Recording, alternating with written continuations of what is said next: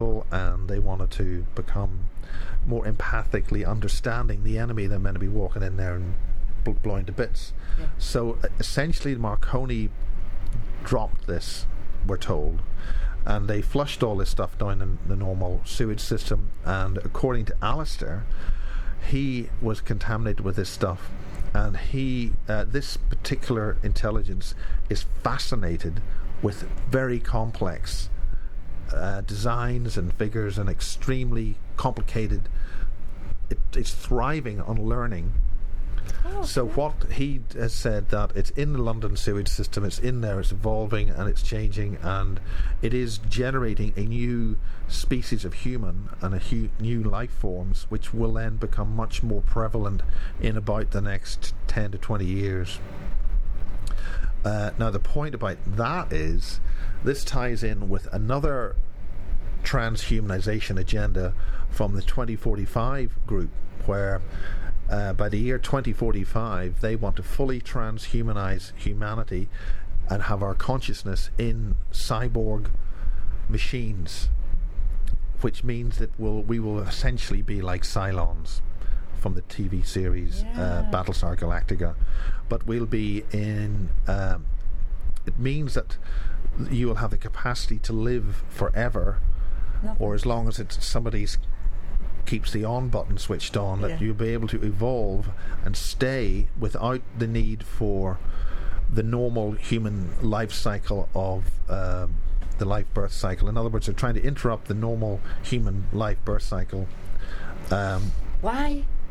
So that these particular creatures will maintain reality and control in this reality, and this will be at the expense of the natural human species. So this is basically, we are now in the final end game of human beings surviving, and the only way that natural human beings and these indigo children, the star seed children, because they're now developing technologies to find and target telepathically enhanced and switched on children all over the world.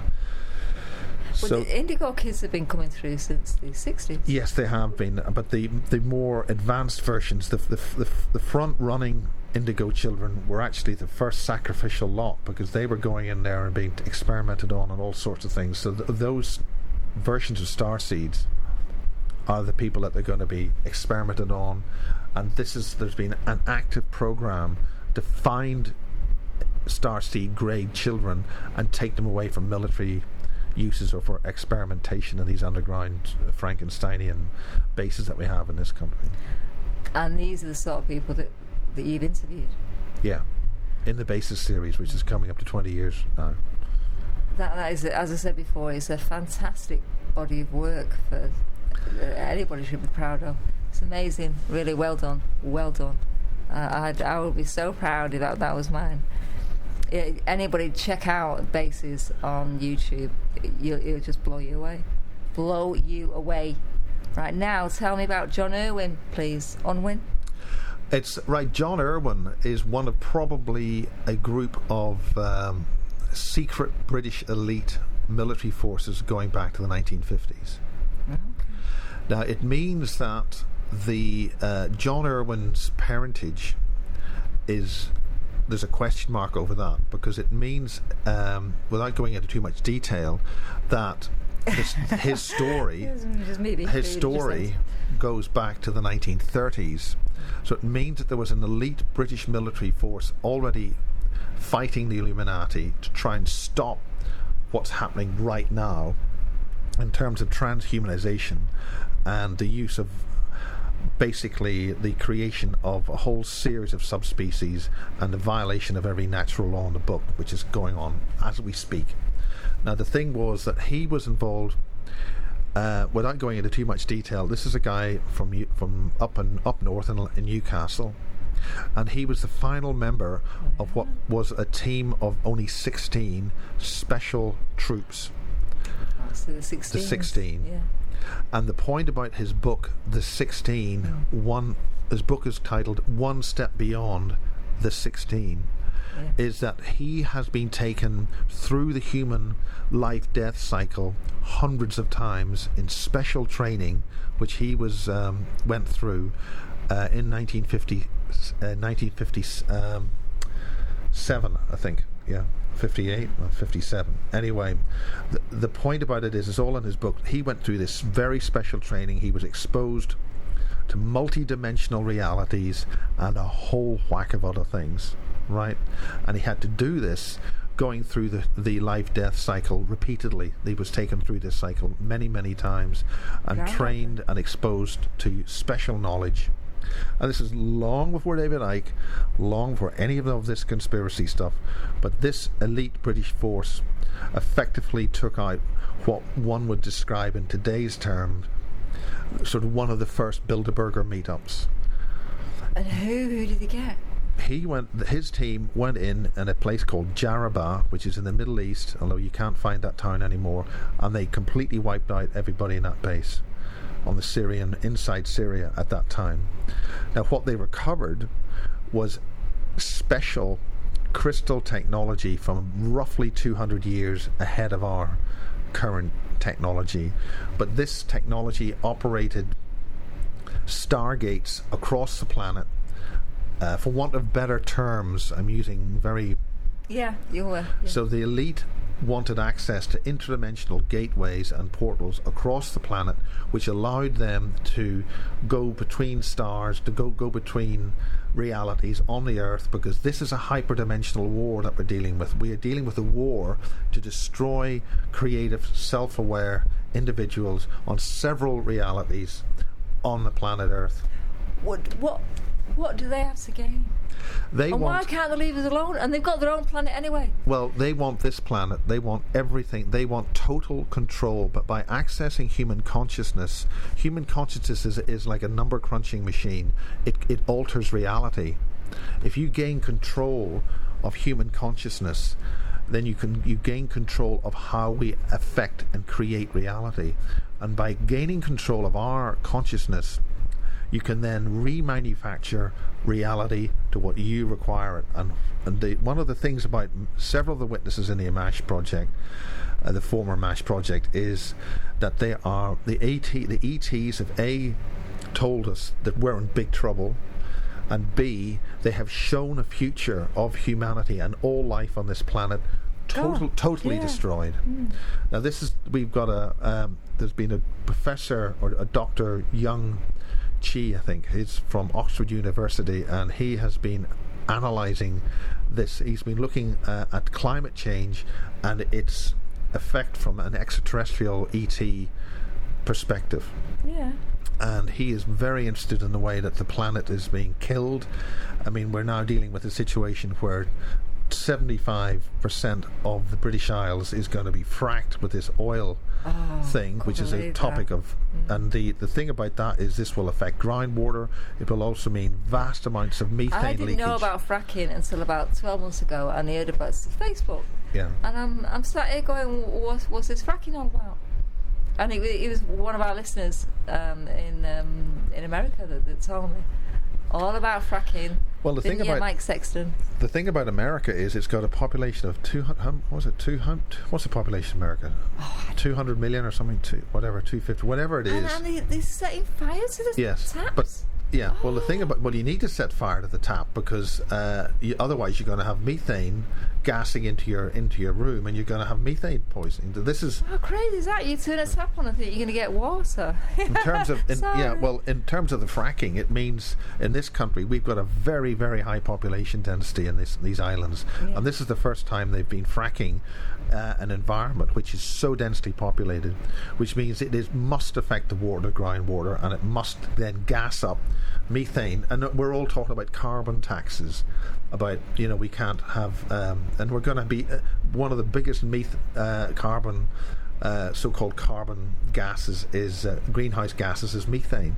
So they're going to be cracking in the ground structure to release all this stuff, and they are aggressively pushing for this as fast as possible. Yeah, I've noticed that. And that will mean that the British Isles will effectively become a toxic zone for human survival.